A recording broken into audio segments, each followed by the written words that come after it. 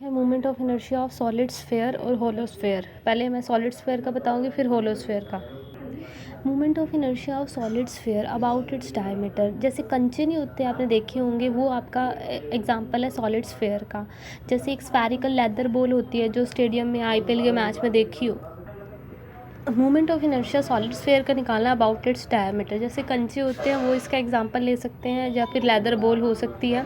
इसके लिए हमें क्या कंसीडर करना पड़ेगा, एक सॉलिड स्फेयर कंसीडर करना पड़ेगा जिसका मास क्या है, m है, और रेडियस क्या है, r है रिस्पेक्टिवली। ठीक है, आप लिख देना, या मैंने लिखना भूल गई। देखो ये मेरा एक क्या है, एक सॉलिड स्फेयर है। कंचे एग्जांपल ले सकते हैं।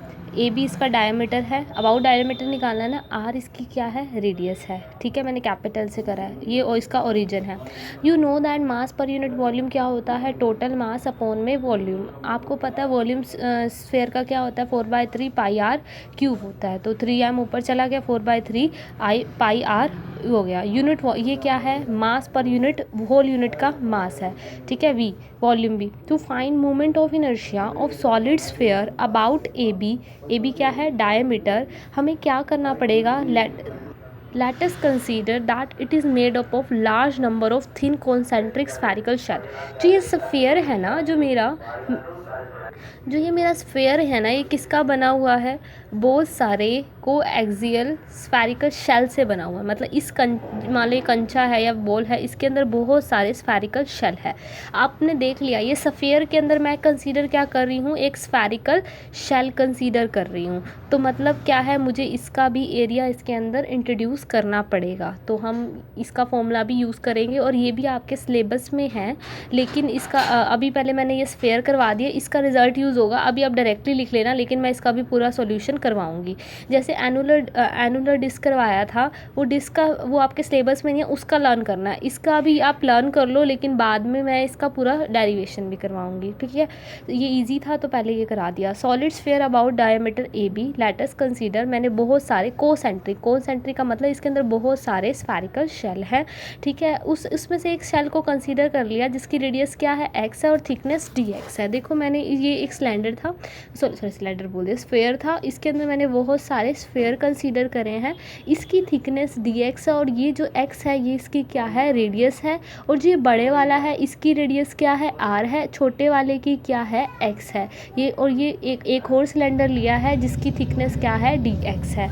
You can show that mass of elementary cylinder, surface area आपको पता है, सरफेस एरिया इनटू में थिकनेस, और आपको पता है स्फेरिकल शेल की थिकनेस क्या होती है, 4πx इंटू में dx। Out of thin concentric, मतलब इसके अंदर बहुत सारे हैं, पर मैंने क्या कंसीडर किया, सिर्फ एक को कंसीडर किया, that is shown in the figure. बहुत सारे है इसके अंदर, लेकिन मैंने सिर्फ एक को हम बता देंगे, एक एलिमेंट्री को लेके चलेंगे, और बाकी सब प्रूव हो जाएंगे। ये मेरी क्या है, एलिमेंट्री स्फेरिकल शेल है, रेडियस x है, थिकनेस dx है। तो हमें इसका ही मास पोर्शन निकालना है, एलिमेंट्री का मतलब हमें इस पोर्शन का निकालना है, that is denoted by dm। You know that कि जब एलिमेंट्री की बात करते हैं उसे dm से डिनोट करते हैं। और वो कैसे निकालते हैं, मास per unit volume into volume. आपको पता है ना, मास अपॉन वॉल्यूम इनटू वॉल्यूम। जो आपका किसका निकल जाता है, एलिमेंट्री का निकल जाता है। जो ये मास मैंने होल वॉल्यूम का निकाला था और एलिमेंट्री का निकाला था, कर देना। उसके बाद movement of inertia about diameter about diameter A B के राउंड निकालना हमें। ठीक है, यहाँ मैं देखो that is whole diameter A B, और मैंने एक इस छोटे वाले स्फेयर का डायमीटर क्या लिया है, सी डी। क्योंकि मैं एलिमेंट्री की बात कर रही हूँ तो मुझे उसके डायमीटर लेके चलना पड़ेगा। आपको मैंने बोला ना, इसके अंदर बहुत सारे क्या हैं, स्फेरिकल शेल हैं। हम लेके चल रहे हैं सॉलिड स्फेयर, और हमें इसके अंदर बहुत सारे स्फेरिकल शेल कंसीडर कर रखे हैं। तो मुझे उसके रिजल्ट का यूज़ करना पड़ेगा। उसका रिजल्ट होता है, उसका फॉर्मूला होता है 2/3 mr²। ठीक है, ये इसका फॉर्मूला होता है। जैसे एनुलर डिस्क का था, क्या था, 1/4 mr², ये था ना।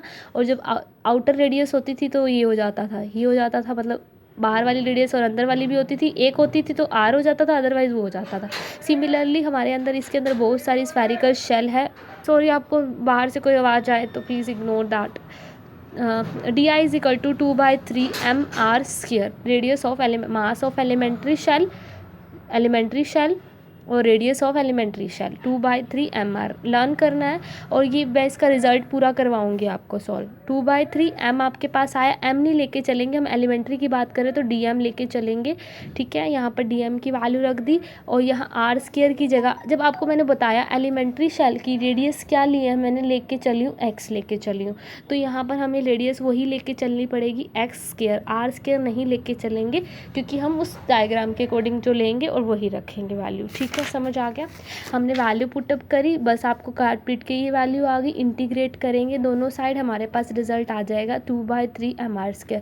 मैंने 0 to r क्यों लिया है, मिनिमम इतनी जा रही है बच्चे, देखो 0 जा रही है और मैक्सिमम r जा रही है, तो हमने उसके अकॉर्डिंग ले लिया, ये इसका रिजल्ट आ गया।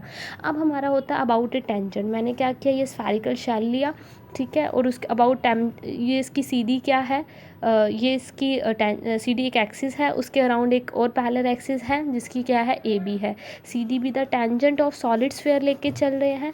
ठीक है, अब थ्योरम पैरेलल एक्सिस लगाएंगे, ये वाला का रिजल्ट इसको m से मल्टीप्लाई करके इसके इक्वल होता है, यही होता है ना, इसका रिजल्ट इसके इक्वल और m इंटू में ये डिस्टेंस के इक्वल होता है। ये देखो, यही रिजल्ट मैं कितनी बार करा चुकी हूँ, ये रख देना, ये वैल्यू आ जाएगी। सिमिलरली हम movement of inertia of hollow sphere की बात करते हैं, इसको भी समझ लेते हैं आज इकट्ठा ही करा देते हैं। Let us consider hollow sphere है जिसका मास m है, आउटर डायमीटर r2 है, इनर रेडियस r है। समझते हैं, ये मेरा एक कोई स्फेरिकल होलो स्फीयर है। होलो स्फीयर का एग्जांपल बट ये होलो स्फीयर क्या होता है, जैसे बेसिकली मैंने वैसे होता ही सॉलिड स्फीयर ही है। पता क्या होता है, ये मेरा एक सॉलिड स्फीयर है, जैसे कंची है, मैं उसके अंदर से कुछ पार्ट निकाल दूँ तो वो किस में कन्वर्ट हो जाता है, होलो स्फीयर में। मतलब hollow sphere basically solid sphere होता है।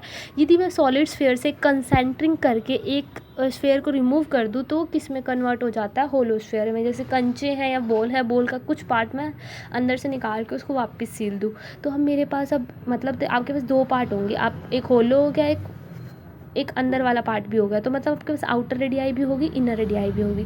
आउटर रेडियाई की मैंने रेडियस r2 ले लिया और उसकी इनर की ए बी पूरे का डायमीटर, छोटे का CD है।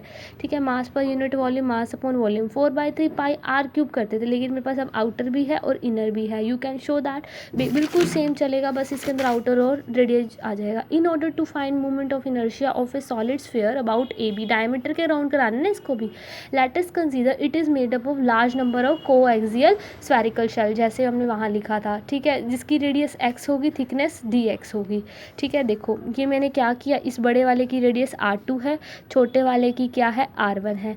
इस रेडियस का जो स्मॉल बीच में कॉन्सेंट्रिक था, इसके पास बहुत सारे कोएक्सियल है, इसकी रेडियस, इसका जो डिस्टेंस होगा स्मॉल वाले का, जो मैंने और करा है कंसीडर, उसका कितना डिस्टेंस होगा बेटे, x होगा। ठीक है, इस स्मॉल वाले का इससे डिस्टेंस कितना लिया है मैंने, x लिया है, इन दोनों का भी तो डिफरेंस होगा, और ये थिकनेस क्या होगी इसकी, dx होगी। तो वॉल्यूम क्या होगा, 4/r² होता है ना स्फेरिकल शेल का, क्योंकि मैंने कहा है ये स्फीयर के अंदर बहुत सारे स्फेरिकल स्फीयर है, 4πx² इंटू में dx होगा। तो मास कैसे निकालते हैं आपको पता है, मास एलिमेंट्री की बात हो रही है तो dm होगा, mass per unit volume into volume, mass per unit volume into volume, cancel, mass की वैल्यू आ गई आपकी। सिमिलरली आपको यहाँ पर हमें एलिमेंट्री शेल की बात कर रहे हैं, मतलब एलिमेंट्री का शेल का मतलब स्फेरिकल शेल की बात कर रहे हैं, एलिमेंट्री मतलब अंदर वाले पार्ट की बात कर रहे हैं। अंदर वाले पार्ट का फॉर्मूला वही है 2/3 mr²। m नहीं लेंगे क्योंकि हम यहाँ एलिमेंट्री की बात करें तो dm लेंगे। रेडियस यहाँ पर क्या ले रहे हैं, x ले रहे हैं।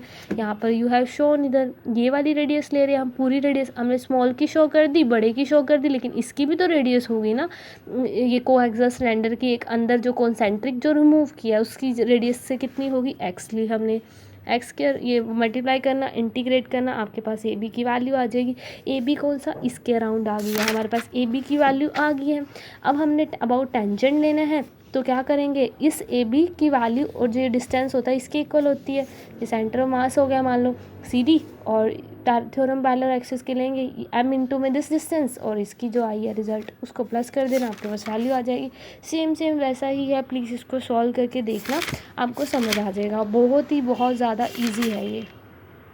इसके अंदर बच्चे हमने क्या किया था, इसके अंदर हमने एक पार्ट को रिमूव नहीं किया था, इसके अंदर हमने एक पार्ट को रिमूव किया है, तो मैंने इसको यहाँ पर एक इससे दिखाया, इससे शो किया है, एक और कोएक्सियल से शो किया है, लेकिन वहाँ पर हमने पार्ट को रिमूव नहीं करा था तो हमने सीधा इसका एक्स डिस्टेंस दिखा दिया था, एक्स रेडियस से दिखा दिया था। ठीक है, थोड़ा सा बस इसके डायग्राम में डिफरेंस है, बाकी से